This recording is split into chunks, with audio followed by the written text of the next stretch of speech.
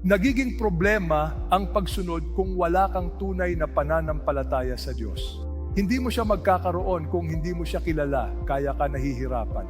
Ang pusong nagpapasailalim ay sumusunod sa lahat ng kalooban ng Diyos, hindi lang bahagi, kundi ang kabuuan nito.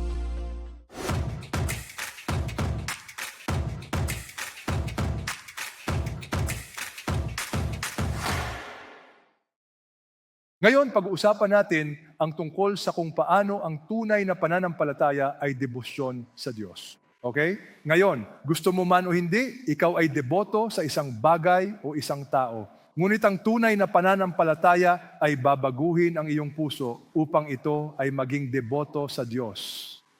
Mayroon akong 3 malalaking ideya batay sa aklat ng Santiago, Kabanata 4, pagdating sa debosyon sa Diyos. Una, ang debosyon sa Diyos ay may kinalaman sa buong puso. Ito ay isang buong pusong debosyon. Lahat kayo, magsanay kasama ko buong puso. Buong puso, buong puso. Ngayon, bakit ko sinasabi iyon? Tingnan ang Santiago, 4 na talata 4. Sabay-sabay, kayong mga mapangalunya, hindi ba ninyo alam na ang pakikipagkaibigan sa mundo ay pakikipag-away sa Diyos? Kaya naman, sinumang nagnanais na maging kaibigan ng mundo ay ginagawa ang kanyang sarili na kaaway ng Diyos. Gumamit si Santiago ng isang kamangha-manghang salita. Nagsasalita siya tungkol sa espiritual na pangangalunya. Bakit? Alam niyo, marami sa atin ang walang ideya sa pag-ibig ng Diyos. Ang pag-ibig niya ay parang pag-ibig ng asawang lalaki sa kanyang asawa at sa pagsasama ng mag-asawa.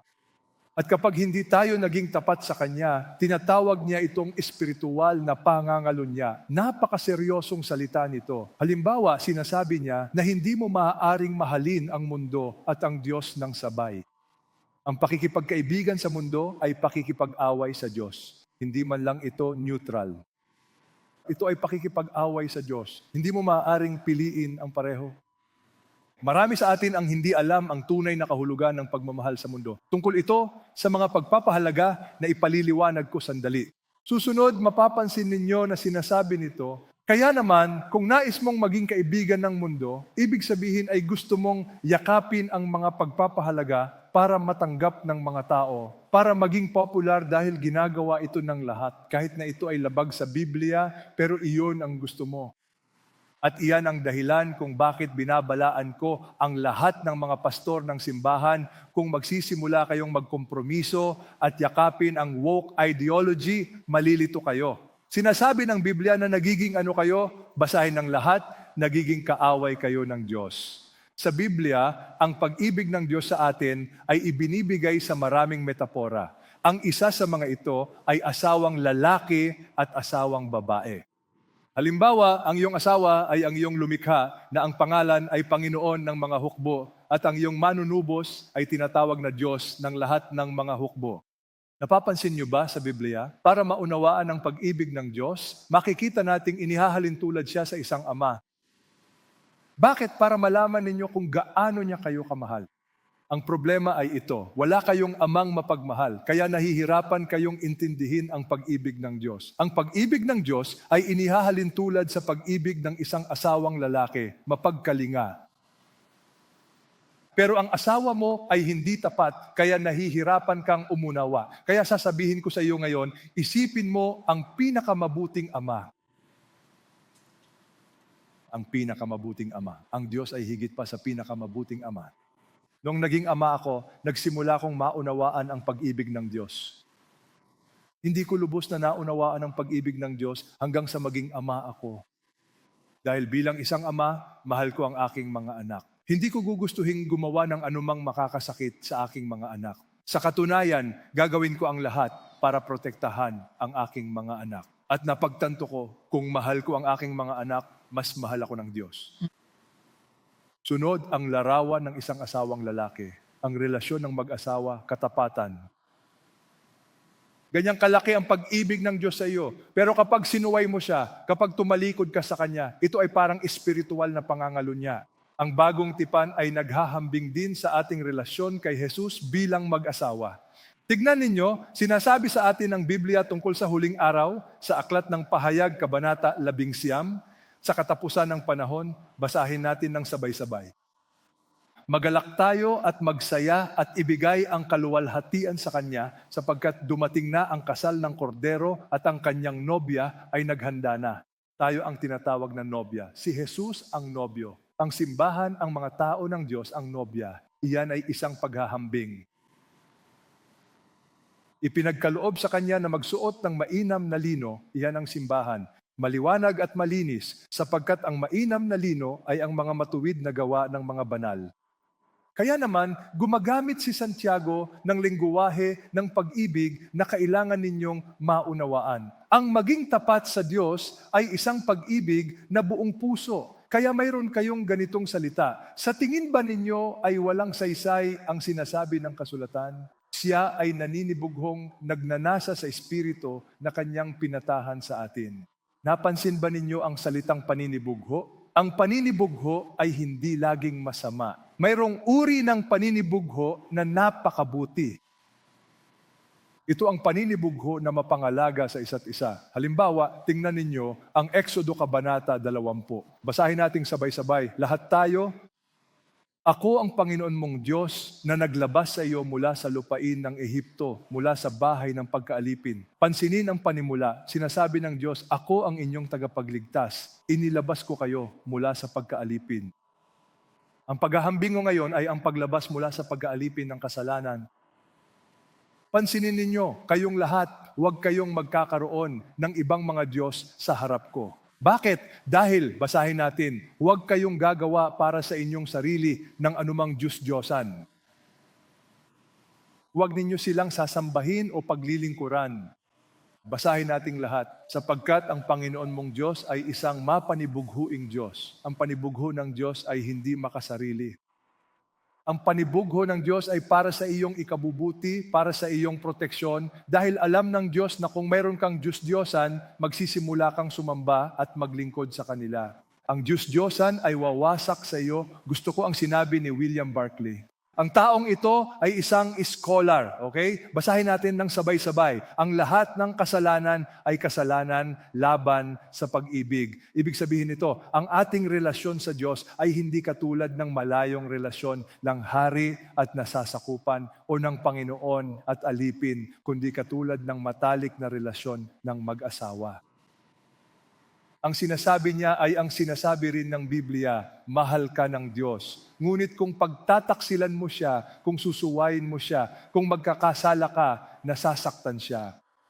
Ang Diyos ay nasasaktan, hindi nagagalit. Sinasabi ng Biblia na ang banal na Espiritu ay nagdadalamhati. Ito ay wika ng pag-ibig. Ibig sabihin nito, kapag tayo ay nagkakasala, nasasaktan natin mga kaibigan ang puso ng Diyos. Gaya ng puso ng isang kapareha sa pagsasama na maaaring madurog dahil sa pag-iwan ng isa. Mga kaibigan, ang tunay na pananampalataya ay debosyon sa Diyos ng buong puso. Sa Biblia, nariyan si Solomon. Tandaan ninyo, noong matanda na si Solomon, iniligaw ng kanyang mga asawa ang kanyang puso upang sumunod sa ibang mga Diyos. Ibig sabihin, kung hindi mo babantayan ang iyong puso, walang garantiya na patuloy mong mamahalin ang Panginoon. Kailangan mong bantayan ang iyong puso araw-araw. Ang kanyang puso ay hindi lubos na nakatalaga sa Panginoon, ang kanyang Diyos. Nakikita ninyo, ano ang gusto ng Diyos? Buong puso. Ano ang ibig sabihin ng debosyon sa Diyos? Buong puso. Gaya ng puso ng kanyang amang si David. Nakikita ninyo, si David ay hindi perpektong tao. Ang debosyon sa Diyos ng buong puso ay hindi nangangahulugang hindi ka na magkakasala, kundi nangangahulugan ito na ang direksyon ng iyong buhay ay mahalin ang Diyos ng buong puso. Kung magkasala ka, magsisisi ka. Si Solomon ay hindi nagmahal sa Diyos ng buong puso. Iyan ang problema. Sinasabi sa atin ni Jesus ang parehong bagay. Sige, basahin nating lahat. Walang sino man ang makapaglilingkod sa dalawang Panginoon. Maaaring kapuotan niya ang isa at mahalin ang isa, o siya ay magiging tapat sa isa at hahamakin ang isa. Hindi mo maaaring paglingkuran ng Diyos at ang kayamanan. Pansinin na hindi sinasabi ng Biblia na napakahirap maglingkod sa dalawang Panginoon. Hindi. Sinasabi ng Biblia na hindi ito mahirap. Sinasabi ng Biblia na ito ay imposible. Walang sino man ang makapaglilingkod sa dalawang Panginoon. O hayaan ninyong itanong ko sa inyo, sino ang tunay ninyong Panginoon? Talaga bang 100% kang tapat sa Diyos? Alam mo, kailangan ito ng paglago. Gusto kitang tulungan na lumago sa espiritual. Ang tunay na pananampalataya ay lalago sa debosyon sa Diyos. Sabi ni Apostol Juan, huwag ninyong ibigin ang sanlibutan o ang mga bagay sa sanlibutan. Kung ang sino man ay umiibig sa sanlibutan, ang pag-ibig ng Ama ay wala sa kanya. Sa gramatika, ito ay isang utos. Tinatawag itong negative imperative sa present tense na nangangahulugang mahal na nila ang sanlibutan. Ang mga mananampalataya ay umiibig na sa sanlibutan. At sinasabi ng Biblia, itigil ang pag-ibig sa sanlibutan. Itigil mo na. Posibleng ikaw at ako ay umiibig sa sanlibutan. Ngayon, ginagamit ng Biblia ang salitang sanlibutan, hindi kalikasan, hindi ang nilikha ng Diyos. Ipapaliwanag ko sa inyo kung ano ang ibig sabihin nito. Ano ang ibig sabihin ng hindi umibig sa sanlibutan o sa mga bagay ng sanlibutan? Sige, lahat ito ang kahulugan, lahat ng nasa sanlibutan. Kaya ipinaliwanag niya ito, 3 bagay. Una, ang pagnanasa ng laman. Pangalawa, ang pagnanasa ng mga mata. At pangatlo, ang pagmamalaki sa buhay. Hindi ito mula sa Ama, kundi ito ay mula sa sanlibutan. Hayaan ninyong ipaliwanag ko. Ano ang kahulugan ng pagnanasa ng laman? Ang pagnanasa ng laman, sa sobrang pagpapaubaya mo, ginawa mo na ng Diyos ang iyong sariling kaligayahan. Gagawin mo ang lahat para masiyahan ang iyong kaligayahan. Madalas, kasama rito ang pakikipagtalik. Minsan, ang pagkain ay maaari ring maging isang uri ng pagnanasa ng laman. Kaya naman, isang mainit na pagbati sa inyong lahat na nanonood ngayon. Alam kong kayo ay makadiyos, kaya mag-ingat kayo. Susunod, ang pagnanasa ng mga mata. Ang pagnanasa ng mga mata ay ang kasalanan ng pag-iimbot. Paghahambing. Ang nakikita mong mayroon ng iba, gusto mo rin? Ito ay purong kasakiman. Iyan talaga ang tunay na sanlibutan. Lahat ito ay materialismo. At pagkatapos, ang pagmamataas sa buhay, ang mapagmalaking pagmamataas sa buhay, ay tungkol sa kung paano mo gustong tingnan ka ng mga tao. Gusto mong magmukhang magaling at magpahanga. Bakit nga ba bumibili ang mga tao ng mamahaling bag o relo? Para magpahanga ng mga tao. Kaibigan ko, iyan ang sanlibutan. Sinasabi ng Biblia na huwag gawin iyan. Ilan sa inyo ang nagmamahal sa sanlibutan? Alam nyo, nagiging mga Diyos-Diyosan ito. Halimbawa, hayaan ninyong magbigay ako ng mga halimbawa ng mga Diyos-Diyosan. Pera, ari-arian, kapangyarihan, prestihyo, reputasyon, posisyon, at marami pang ibang bagay. Ang mga Diyos-Diyosan ay maaaring maging isang mabuting bagay. Maari itong maging mga kapamilya. Maari pa nga itong maging ang iyong ministeryo. Hayaan ninyong ipaliwanag ko sa inyo, ang mga Diyos-Diyosan ay anumang bagay o sino mang tao na pumapalit sa lugar ng Diyos sa iyong buhay. Ano ibig sabihin niyon? Kung iniisip mong kailangan mo ng pera para sumaya o kailangan mo ng isang bagay, halimbawa, single ka. Sa iyong isipan, magiging masaya lang ako kung ako ay mag-aasawa. Magiging masaya lang ako kung mahal ako ng taong ito. Ginawa mo ng Diyos-Diyosan ang taong iyon. Naiintindihan mo? Dahil ang anumang bagay na pumapalit sa lugar ng Diyos sa iyong buhay ay ang iyong Diyos-Diyosan. Ano ang pagsubok? Paano kung may isang bagay na kinuha sa iyo? Halimbawa, isang bagay, ang iyong karera, ang iyong trabaho, o isang tao, kung ang bagay o taong iyon ay kinuha sa iyo at sinabi mo, nawala na ako ng layunin sa buhay, mas gusto ko na lang mamatay, wala na akong kabuluhan sa buhay. Ang bagay o taong iyon ay naging Diyos-Diyosan mo na. Ang lahat ay may Diyos-Diyosan. Ang buhay Kristiyano ay ang paggiba sa mga Diyos-Diyosan ng isa-isa. Maraming taon na ang nakalilipas, akala ko wala na akong mga Diyos-Diyosan, tapos may nangyari. Naramdaman kong hindi ako maayos. Napagtanto ko, iyon na ang naging Diyos-Diyosan ko. Kaya isinuko ko iyon sa Diyos. Nalutas ang problema, ang anumang bagay na kinakapitan mo na sa tingin mo ay tunay na magpapasaya sa iyo o kung wala ka nito ay magpapahirap sa iyo, kaibigan, iyan ang iyong Diyos-Diyosan. Ang tanging paraan para malampasan ang kasalanan ng pagsamba sa Diyos-Diyosan ay, una, tukuyin mo kung ano ang iyong Diyos-Diyosan ngayon. Nakausap ko ang isang pastor at ang pastor na ito ay may Diyos-Diyosan. Alam mo ba kung ano ang kanyang Diyos-Diyosan? Ang kanyang posisyon bilang pastor. Tumanggi siyang bitawan ito. Kapatid, may problema ka. Ginawa mong Diyos-Diyosan ang ministeryo. Ginawa mong Diyos-Diyosan ang iyong posisyon. Anumang bagay na hindi mo kayang bitawan ay isang problema. Kaya ano ang tunay na pananampalataya? Ang debosyon sa Diyos.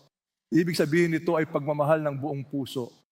Sabihin mo sa iyong katabi, buong puso. Mahal mo ba ang Diyos ng buong puso? Kung hindi mo mahal ang Diyos at mayroon kang ibang mga Diyos-Diyosan, magkakaroon ka ng problema. Tinatawag ko yan na problema ni Demas. Ano ang problema ni Demas? Si Demas, noong unang panahon, ay naglilingkod kasama si Lucas, naglilingkod kasama si Apostol Pablo. Iyan si Demas. Pagkalipas ng mga taon, paano inilarawan si Demas? Si Demas, dahil sa pag-ibig sa kasalukuyang sanlibutan, ay iniwan ako. Nakita ko mismo ng aking sariling mga mata, ang aking mga katrabaho, mga kapwa mananampalataya. Nakita ko mismo, dahil sa pag-ibig sa pera, sa pag-ibig sa mundong ito, ay hindi na lumalakad kasama ng Panginoon. Kaya sinusubukan kong sabihin sa inyo ang isang bagay. Ang tunay na pananampalataya ay debosyon sa Diyos. Sabihin mo sa iyong katabi, ang tunay na pananampalataya ay debosyon sa Diyos. At hindi ka maaaring magkaroon ng debosyon sa isang tao kung hindi mo alam kung sino ang taong iyon. Pangalawa, nais kong matutunan ninyo ang isang bagay tungkol sa tunay na debosyon. Ito ay isang mapagpasakop na puso. Ano ang ibig sabihin ng mapagpasakop na puso? Ang mapagpasakop na puso ay nangangailangan ng biyaya, nangangailangan ng supernatural na gawa ng Espiritu ng Diyos sa iyong puso. Alam niyo kung bakit? Basahin natin. Nagbibigay siya ng mas dakilang biyaya. Kaya sinasabi, ang Diyos ay sumasalungat sa mga mapagmataas, ngunit nagbibigay ng biyaya sa mga mapagpakumbaba. Magpasakop kayo sa Diyos. Nakikita niyo, ang pagpapasakop ay isang terminong militar. Kailangan ng pagpapakumbaba upang magpasakop. Kung hindi mo kilala ang Panginoon, hindi ka magpapasakop. Alam niyo ba kung bakit ayaw ng mga teenager na sumunod sa Biblia? Alam niyo ba kung bakit nahihirapan kayong sumunod sa Biblia? Dahil hindi ka kumbinsido sa iyong puso na ang Diyos ay lubos na marunong. Hindi ka naniniwala na alam ng Diyos ang lahat o na alam niya ang pinakamabuti para sa iyo. Ang mas malala, hindi ka naniniwala sa mabuting intensyon ng Diyos, kaya ka nahihirapan. Nagiging problema ang pagsunod dahil wala kang tunay na pananampalataya at hindi mo ito magkakaroon kung hindi mo siya kilala. Malinaw ba tayo? Ngayon, pansinin ninyo kung matututunan ninyong magpasailalim sa Diyos. Basahin ang susunod na talata, labanan ninyo ang dyablo at siya ay tatakas mula sa inyo. Kita ninyo, ang susi sa pagtatagumpay laban sa mundo kay Satanas ay ang pagpapasailalim sa Diyos. At kapag nilabanan ninyo ang dyablo, siya ay tatakas mula sa inyo. Alam niyo ba ang ginagawa ng karamihan? Hindi nila naiintindihan ang espiritual na pakikipagdigma. Basahin natin ng sabay-sabay. Maging mapagpigil ang diwa. Sinasabi ng Diyos, hoy, maging seryoso kayo, maging mapagmatsyag. Maraming Kristiyano ang hindi man lang alam ang nangyayari. Kung kayo ay mapagmatsyag, kikilos kayo ng iba. Pero kung wala kayong alam, hindi nyo man lang alam na may espiritual na digmaang nagaganap ngayon. Ang inyong kalaban, ang dyablo, ay naglilibot na parang leong umuungal, naghahanap ng masisila. Nakikita ninyo, sinasabi sa atin ng Biblia na ang dyablo ay inyong kaaway at pinagmamasdan niya kayo. Siya ay napakatiyaga. Kung napanood ninyo ang mga pelikula sa National Geographic, napansin ba ninyo kung paano umatake ang leon, halimbawa sa isang kawan? Paano sila umatake ng mga kalabaw? Ano ang kanilang estratehiya? Ang kanilang estratehiya ay paghihiwalay. Sa sandaling ikaw ay nalulumbay, nawawalan ng pag-asa o nadidismaya, ano ang iyong pinakakaraniwang masasabi kong reaksyon? Maraming tao ang humihinto sa pagsamba. Humihinto sila sa pagdalo sa small group. Gusto nilang mapag-isa. Gusto nilang mapahiwalay. Gusto nilang manatili sa loob ng silid. Hindi magtatagal, madedepress sila. Alam niyo ba kung bakit? Bakit? Yan mismo ang gusto ni Satanas na gawin mo. Kapag ikaw ay lugmok, ihiwalay mo ang iyong sarili. Wala nang pagsasama-sama, wala nang pagsamba, at kaibigan, iyan ang lugar kung saan gusto ng dyablo na mapunta ka mag-isa. Pag-aralan mo ang lahat ng kaso ng pagpapakamatay. Ano ang mga sintomas? Hindi magtatagal, gusto na nilang mapag-isa. Gusto nilang mapag-isa. O hindi. Natukso ka na bang ihiwalay ang iyong sarili? Kaibigan, gusto kong maunawaan mo ang buhay Kristiyano, ang debosyon sa Diyos. Una sa lahat, buong puso. Pangalawa, kailangan mong magpasakop sa Kanya. Alam mo kung bakit ang pagpapasakop sa Diyos ay nangangailangan, uulitin ko ang isa pang talata mamaya ng pagpapakumbaba sa harapan ng Panginoon. Ito ay ang pagtayo sa harapan ng Panginoon at pagsasabing, Panginoon, kailangan kita. Nagpapasakop ako sa iyo. At binibigyan ka ng Diyos ng pangako. Itataas ka niya. Ang pinakamagandang halimbawa ng pagpapasakop na alam ko ay si David. Basahin natin ito ng sabay-sabay. Pagkatapos niyang alisin siya, sino ang siya na ito? Si Haring Saul. Itinaas ng Diyos si David upang maging kanilang hari. Tungkol sa kanya na siya ay nagpatotoo. Ang Diyos ang nagsabi, basahin nating lahat, nasumpungan ko si David na anak ni Jesse, isang lalaking ayon sa aking puso, nagagawa ng lahat ng aking kalooban. Alam niyo ba ang panalangin ko? Maging katulad ni David, isang lalaking ayon sa puso ng Diyos, isang pusong nagpapasakop. Ang pusong nagpapasakop ay ang pusong gagawa ng lahat ng kalooban ng Diyos. Hindi 8%, hindi 70%, kundi lahat ng kalooban ng Diyos. Buong puso, buong pagpapasakop sa paggawa ng kalooban ng Diyos. Kaya ang kabaligtaran nito ay si Saul. Gusto kong ipakita sa inyo ang puso ni Saul. Paano mo malalaman kung ang isang tao ay lubos na nagpasakop sa Diyos? Titingnan mo ng mabuti ang kanyang tunay na saloobin pagdating sa pagsisisi at sa kanyang mga kasalanan. Noong kinompronta si Haring Saul dahil sa kanyang pagsuway at noong kinompronta ka rin sa iyong sariling mga kasalanan, paano ka ba talaga tumutugon sa mga pagkakataong iyon? Ang debosyon sa Diyos ay nangangailangan ng pagpapasakop, ng pagpapakumbaba, hindi si Saul. Tingnan niyo si Saul. Nagbigay ng katwiran si Saul. Nung sinabi ni Samuel, Saul, bakit hindi mo sinunod ng lubos ang Diyos? Tingnan mo ang sinabi ni Saul, sinunod ko ang tinig ng Panginoon. Wow, sumunod ako. Nakikita mo ba ang salitang pero? Pero kinuha ng mga tao ang ilan sa mga nasamsam, mga tupa at baka, ang pinakamahusay sa mga bagay na itinalaga para sa pagkawasak upang ialay sa Panginoon mong Diyos. Nakikita mo, sinabi ng Diyos kay Haring Saul na ang mga Amalekita at lahat ng tao, lahat ng bagay doon ay dapat na lubusang lipulin. Ano ang ginawa ni Saul?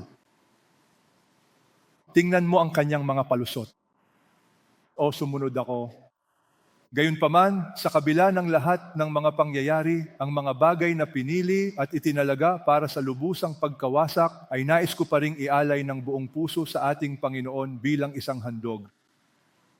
Ilan sa inyo ang talagang magaling magdahilan sa sarili, lalo na kapag alam ninyong sumusuway na kayo sa kalooban ng Diyos? Magaling ako dyan.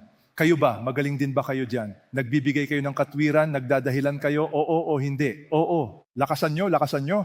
Oo. Okay, kaya sabihin mo sa katabi mo, huwag ka nang magdahilan. Okay? Sabihin mo sa katabi mo, huwag ka nang magdahilan. Huwag kang maging katulad ni Saul. Si Saul ay nagdadahilan. Alam nyo ba ang mga dahilan niya? Ang dahilan niya, ang pinakamagaling. Ginagawa ko ito para sa Panginoon. Nakakahiya tayo kung paano natin niloloko ang ating sarili.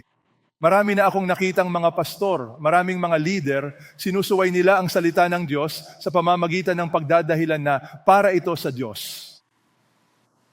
Mangmang.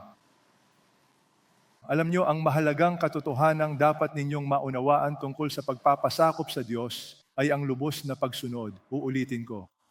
Kung sumunod ka ng 70%, Hindi iyon pagsunod. Naalala ko, isang araw tinanong ako ng asawa ko sa pahintulot mo. Ibinahagi ito ng asawa ko, Peter, masunurin ba ako sa iyo? Alam niyo ba kung bakit niya tinanong yon? Dahil alam niya na ang papel ng isang asawa ay pagpapasakop, paggalang, at ang papel ng isang asawa ay magmahal na maging handang mamatay para sa kanya. Honey, alam mong handa akong mamatay para sa iyo. Gayunpaman, tinanong ako ng asawa ko, masunurin ba ako? Alam niyo ba ang sagot ko? Oo at hindi. Nagulat siya. Ano ang ibig mong sabihin na oo at hindi? Sabi ko, sumusunod ka kapag gusto mong sumunod. At kapag ayaw mo, nakakalimutan mo na lang bigla. Totoo ba yan? Oo o hindi? Oo. Pero alam nyo, ang asawa ko ay kahanga-hanga. Sa ngayon, sumusunod siya ng 99 na kwento siyam. Hallelujah. Purihin ang Diyos. Ngayon, ang Panginoon ba ay may kasing lugod sa mga handog na susunugin at mga hain, gaya ng sa pagsunod sa tinig ng Panginoon. Nakikita nyo, sinasabi ng Diyos, mas gusto ko na sumunod ka sa akin. Ang sumunod ay mas mabuti kaysa sa mag-alay. Maaari nyo bang harapin ang inyong katabi? Ang sumunod ay mas mabuti kaysa sa mag-alay. Iyan ang pagpapasailalim. Dahil ang pagre-rebelde ay parang kasalanan ng panghuhula, pangkukulam. Iyan ang pagsuway. Ang insubordinasyon ay kasalanan ng idolatriya. Dahil itinakwil mo ang salita ng Panginoon, itinakwil ka niya sa pagiging hari. Sa ibang salita, ang pusong nagpapasailalim, ang pusong mapagpasakop, hindi magbibigay ng mga dahilan. Tingnan ninyo kung paano nagkumpisal si Saul, ang pagsubok ng pagsisisi. Sinabi ni Saul kay Samuel, inamin niya, nagkasala ako, nilabag ko ang utos ng Panginoon. Tingnan ninyo ang kanyang dahilan, dahil natakot ako sa mga tao. Nakikita ninyo, kapag hindi kayo natatakot sa Diyos at mas natatakot kayo sa mga tao kaysa sa Diyos, magkokompromiso kayo. Kung natatakot kayo sa Diyos, hindi kayo matatakot sa kahit sino. Nagsimulang magkompromiso si Saul. Patawarin mo sana ang aking kasalanan. Nakikita ninyo, tingnan ninyo ang paraan ng kanyang pagsisisi. Akala ninyo ay napaka-sincere niya. Alamin natin. Sinabi ni Saul, nagkasala ako. Parangalan mo sana ako ngayon sa harap ng mga matatanda ng aking bayan, sa harap ng buong Israel. Sumama ka sa akin upang makapagsamba ako sa Panginoon mong Diyos. Tingnan mo ang kanyang motibo. Nagkasala ako, pero tingnan mo ang kanyang motibo ngayon. Parangalan mo sana ako, pampakita ang tao. Kita mo, hindi iyan pagsisisi. Tingnan mo si David. Alam mo ba kung paano nagsisi si David? Napaka-personal. Maawa ka sa akin, O Diyos, ayon sa iyong katapatan, ayon sa kadakilaan ng iyong habag, pawiin mo ang aking mga kasalanan. Hugasan mo ako mula sa aking pagkakasala, linisin mo ako mula sa aking kasalanan. Alam ko ang aking mga pagkakasala, alam ko na ang aking kasalanan ay laging nasa harap ko. Tingnan mo ang personal na panghalip. Sa 3 talatang ito, ilang personal na panghalip ang mayroon ka? Hindi naninisi ng iba. Maawa ka sa akin. Pawiin mo ang aking mga kasalanan. Hugasan mo ako mula sa aking pagkakasala. Linisin mo ako mula sa aking kasalanan. Alam ko ang aking mga kasalanan. Ang aking kasalanan ay laging nasa harap ko. Ilang beses? 10. Personal na pananagutan, walang paninisi. Tingnan mo ang panalangin ito. Lumikha ka sa akin ng isang malinis na puso. Alam ni David na ito ay usapin ng puso. Panibaguhin ang isang matatag na espiritu sa loob ko. Alam nyo, ito ang aking panalangin. May mga kasalanan akong nahihirapan akong daigin. Kaya sinasabi ko, Panginoon, lumikha ka sa akin ng isang malinis na puso. Panibaguhin ang isang matatag na espiritu sa loob ko. Ibalik mo sa akin ang kagalakan ng aking kaligtasan. Ibalik mo sa akin ang kagalakan ng iyong kaligtasan. Pansinin ninyo na wala sa kanya ang kagalakan ng Panginoon sa kanyang puso. At panatilihin mo ako ng isang kusang loob na espiritu. Iyan ang panalangin gusto kong matutunan ninyo. Ang pusong nagpapasakop ay marunong magsisi. At pagkatapos, alam nyo ba, ang sinabi ni David, hindi ka nalulugod sa hain, kundi ay ibibigay ko ito. Hindi ka nalulugod sa mga handog na susunugin. Basahin nating lahat ngayon mula kay David. Ang mga hain ng Diyos ay bagbag na espiritu. Ang pusong bagbag at nagsisisi ay hindi mo kailanman hahamakin. Iyan kaibigan, ang kahulugan ng pusong nagpapasakop. Ikaw ay nagsisisi. Ikaw ay nagbabalik loob. Hindi ito tungkol sa pagiging perpekto. Hindi tayo magiging perpekto hanggang sa araw na makita natin si Jesus. Ngunit kung sakaling magkamali ka, may mabuting balita ako para sa iyo. Nangako ang Diyos na patatawarin ka niya. Ngunit lumapit ka sa Kanya at sabihin mo, bigyan mo ako ng bagong puso. Ibalik mo sa akin ang kagalakan ng kaligtasan. At sinasabi sa atin ng Biblia, panghuli, ang pusong nakatalaga sa Diyos. Sabihin nating lahat iyan, ang tunay na pananampalataya ay debosyon sa Diyos, buong puso, pusong nagpapasakop, at panghuli, pusong banal. Tingnan ninyo ang sinabi ni Santiago, lumapit kayo sa Diyos at lalapit siya sa inyo. Linisin ninyo ang inyong mga kamay, kayong mga makasalanan. Linisin ninyo ang inyong mga puso, kayong mga nag-aalinlangan. Pansinin ninyo, ito ay isang utos, lumapit kayo. At ano naman ang pangako? Kung lalapit kayo sa Diyos, lalapit siya sa inyo. Tingnan ninyo, ang punto ay hindi ang Diyos ang lumalayo sa inyo. Kayo ang lumalayo sa Kanya. Kaya kung gusto ninyo ng malalim na kaugnayan sa Diyos, ang isang banal na puso, isang dalisay na puso ay malapit sa Panginoon dahil kayo ay nakatalaga sa Kanya. Gusto ninyong bigyang kasiyahan siya. Tumakas kayo mula sa kasalanan. Kaya paano kayo tatakas mula sa kasalanan? Paano kayo magkakaroon ng banal na puso? Pansinin ninyo, linisin ninyo ang inyong mga kamay, ang inyong mga gawa. Linisin ninyo ang inyong mga puso, ang inyong mga gawa, ang inyong puso, at ang inyong isipan. Huwag kayong maging may dalawang isip. Marami sa atin ang may dalawang isip. Kailangan ninyong maunawaan kung lalapit kayo sa Diyos ngayon, mararanasan ninyo ang Kanyang pagiging malapit. Paano ka lalapit sa Diyos? Maging banal, dalisay ang puso. Linisin ang iyong mga kamay. Linisin ang iyong puso. Huwag maging may dalawang isip. Gusto ko ang kasabihang ito. Ang kadalisayan ng puso ay ang paghahangad ng iisang bagay. Kaya ano ang tunay na pananampalataya? Debosyon. Paano ka magkakaroon ng debosyon sa Diyos? Buong puso. Susunod, mapagpasakop na puso at banal na puso. Pansinin ang sinasabi sa atin ng Biblia. Hangarin ninyo ang kapayapaan sa lahat ng tao at ang kabanalan na kung wala ito ay walang sino mang makakakita sa Panginoon. Napansin mo ba ang utos na ito? Hangarin. Patuloy mo itong hangarin. Seryosohin mo ito ng buong lakas. Ano ang iyong hahangarin? Hindi lang kapayapaan, kundi ang kabanalan na kung wala ito ay walang sino mang makakakita sa Panginoon. At kaya mong maghangad dahil sa biyaya ng Diyos. Siguraduhin ninyong walang sino man ang magkukulang sa biyaya ng Diyos. Alam nyo, biyaya ng Diyos ang nagliligtas sa inyo, hindi dahil sa gawa o kawalan ng kasalanan. Naliligtas kayo sa biyaya, ngunit ang biyaya ng Diyos ay hindi kailanman nag-iisa. Gagawin ka nitong banal. Bibigyan ka nito ng bagong pagnanais na lumayo sa kasalanan. Kaya naman, napakalinaw ni Santiago, maging miserable kayo, magdalamhati at umiyak. Ang inyong pagtawa ay gawin ninyong pagdadalamhati at ang inyong kagalakan ay gawin ninyong kalungkutan. Pansinin ang gramatika. Hindi sinasabi ng Diyos na gusto kong maging malungkot at miserable kayo. Hindi. Kundi may kinalaman ito sa inyong saloobin patungkol sa kasalanan. Maging miserable kayo. Huwag na huwag kayong maging kampante sa kasalanan. Magdalamhati kayo. Nakikita mo ba ang pusong nasasaktan ng Diyos? Nasasaktan siya sa tuwing nagkakasala ka. Magdalamhati ka at umiyak. Huwag kang maging neutral. Tignan mo ang kasalanan sa paraang pagtingin ng Diyos dito. Ito ay paglabag sa iyong pagmamahalan sa Kanya. Gawing pagdadalamhati ang inyong pagtawa at kalungkutan ang kagalakan. Huwag baliwalain ang kasalanan. Iyan ang problema ng maraming Kristiyano. Mali iyan. Maging banal kayo. Maaari mo bang sabihin sa iyong katabi, maging banal?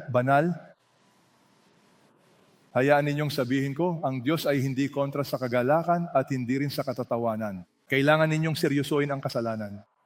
Damhin ninyo ang bigat nito. Gets nyo na ba kung bakit may pulisiya ang CCM? Kailangan kasama ng mga pastor ang kanilang asawa sa paglalakbay. Hindi namin pinapayagan ang pagbiyahe ng mag-isa sa ibang bansa o kahit saan man, maliban na lang kung kasama ninyo ang ibang mga pastor. Dahil alam ko ang kahinaan ng mga lalaki. Hindi sineseryoso ng ilan ang kasalanan dahil akala nyo'y sapat na ang inyong lakas. Sabi sa kasulatan, ang kalungkutang ayon sa Diyos ay nagbubunga ng pagsisising hindi ikapanghihinayang na nagdadala sa kaligtasan. Ngunit ang kalungkutan ng sanlibutan ay nagbubunga ng ano? kamatayan. Ngayon, mamamangha kayo. Ang isang banal na puso ay nagbabantay sa kanyang dila. Alam ninyo ba ito? Tingnan ninyo, huwag kayong magsalita laban sa isa't isa, mga kapatid. Ang nagsasalita laban sa kapatid o humahatol sa kanyang kapatid ay nagsasalita laban sa kautusan, humahatol sa kautusan. Ngunit kung hinahatulan mo ang kautusan, hindi ka tagatupad ng kautusan, kundi hukom ng kautusan. Pansinin ninyo, minamalit natin ang kasalanang ito. Ito ay isang utos. Huwag kayong magsalita laban sa isa't isa, mga kapatid. Huwag ninyong hatulan ng ibang mga Kristiyano. Napakahusay nating humatol sa iba, sa pagpuna sa iba, at sinasabi ni Santiago, huwag ninyong gawin iyan. Ang isang banal na puso ay nababahala rin sa maliliit na kasalanan, ngunit walang ganoong bagay na maliit na kasalanan. Iisa lamang ang tagapagbigay ng kautusan at hukom, ang siyang may kakayahang magligtas at magpahamak. Sino ka na humahatol sa iyong kapwa? Alam nyo ba kung bakit gusto nating humatol sa mga tao? Dahil akala nyo ay kayo si God Jr. Akala nyo kailangan kayo ng Diyos para manghusga ng iba. Sinasabi ng Diyos, departamento ko yan. Hindi yan ang departamento mo. Sa katunayan, sinasabi sa atin ni Mateo, basahin nating lahat ito ayon kay Jesus. Basahin natin. Huwag kayong humatol upang hindi kayo hatulan. Alam nyo, nakakalungkot makita sa social media ang mga Kristiyano na umaatake sa kapwa Kristiyano. Nakakahiya tayo dahil hindi nila alam ang Biblia. Kaya nyo pinupuna ang ibang Kristiyano ng hayagan. Nakakahiya tayo. Sinasabi sa atin ng Biblia, basahin nating lahat. Bakit mo tinitingnan ang puwing sa mata ng iyong kapatid? Ngunit hindi mo napapansin ang troso sa sarili mong mata. Mapagkunwari, alisin mo muna ang troso sa sarili mong mata at saka mo makikita ng malinaw ang pag-alis sa puwing sa mata ng iyong kapatid. Alam nyo ba ang paghahambing? Ang puwing ay parang alikabok. Ang troso ay napakalaki. At sinasabi ng Diyos na ang problema sa maraming Kristiyano, mayroon kayong troso na hindi nyo man lang nakikita, pero masyado kayong nakatuon sa mga pagkakamali ng iba. Kaya itigil nyo na yan. Ang pusong nakatalaga sa Diyos ay buo. Ang pusong nakatalaga sa Diyos ay mapagpasailalim. 100% na gusto mong sumunod. At panghuli, ikaw ay pinabanal. Kaya ano ang gagawin mo kung hindi ka huhusga ng kapwa? Huwag humatol sa mga tao dahil sinasabi ng Biblia na huwag kang maghiganti. Hindi mo trabaho yan.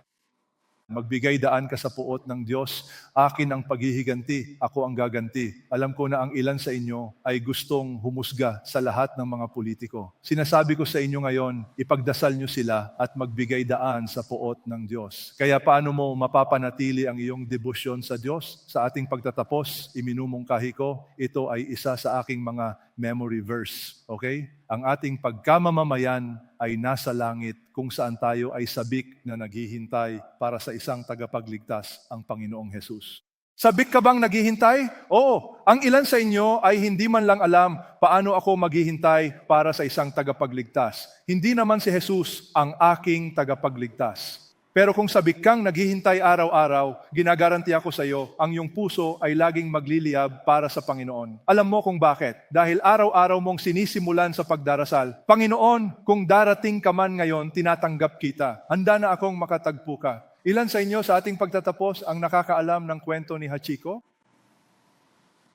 Itaas ang inyong kamay. Ang gagaling ninyo dahil narinig nyo na akong mag-preach tungkol dito, di ba? Pero ayos lang yon. Alam nyo, si Hachiko ay isang asong hapon. Napakatapat niya sa kanyang amo.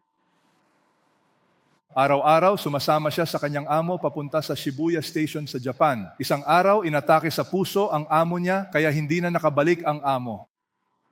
Pero ang asong ito, na ang pangalan ay Hachiko, ay pumupunta sa istasyon ng tren araw-araw para maghintay dahil iyon ang nakasanayan. Pumapasok ang amo sa opisina sa umaga. Pagdating ng hapon, nandoon ang aso para hintayin siya. Pero hindi na bumalik ang amo. Isang buwan, nandun pa rin ang aso. 2 buwan, 3 buwan, patuloy pa rin bumabalik ang aso. 10 taon. Nagdesisyon ang mga Hapon na magtayo ng estatwa. Napakasikat nito sa Japan. At ito ang tumatak sa akin. Kung ang isang aso ay kayang maging tapat, kayang maging loyal at patuloy na maghintay sa kanyang amo, paano naman tayo? Maghihintay ka lang sa Panginoon kung ang puso mo ay nakatalaga sa Kanya. Ang puso mo ba ay nakatalaga sa Panginoon? Umaasa ako na oo. Yumuko tayo at maglaan ng sandali. Pakisuyong manalangin kasama ko. Panginoong Jesus, narito ako sa iyong harapan, nagpapakumbaba. Ibinibigay ko sa iyo ang aking puso. Baguhin mo ang aking puso. Gawin mo akong nakatalaga sa iyo ng buong puso, ng may pusong mapagpasailalim at pusong pinabanal. Panginoong Jesus, nagpapasalamat ako sa iyo para sa lahat. Dalangin ko na baguhin mo ang aming mga puso para maging kalugod-lugod sa iyo. Sa pangalan ni Jesus, Amen. Pagpalain kayo ng Diyos.